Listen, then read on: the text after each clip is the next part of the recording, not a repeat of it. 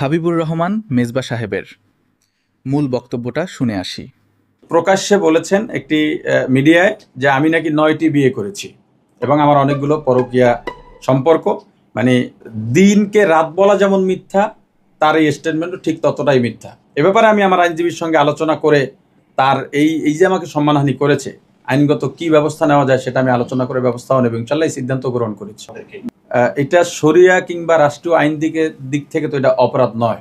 এখন 20 বছর আগে আমি ছাত্র জমানায় বিয়ে করেছি পারিবারিকভাবেই অল্প সময়ের মধ্যেই সেটা সেপারেশন হয়েছে, পারিবারিক যে কোনো বনিবনা না হওয়ার কারণে।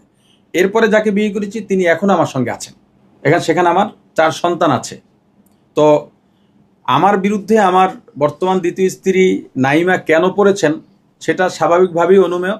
সে কোনো একটা চক্রের হাতে অবশ্যই পরিচিত, না হয় 1 বছর আগে যেখানে বাসায় আমার মোবাইল তিনি অনায়াসেই ব্যবহার করতে পারেন, তিনি লক জানেন, তারও ফিঙ্গার দাও আমার মোবাইলে, তিনি কেন আমার হোয়াটসঅ্যাপকে আমার অগোচরে তার ডিভাইসে নিয়ে রাখবেন 1 বছর পর্যন্ত, এবং আমার বেডরুমে সিসি ক্যামেরা কেন দেবেন? না, আমি আগে বিশ্বাসের সর্বোচ্চ জায়গায় তো একজন পুরুষের কাছে তার স্ত্রী থাকে।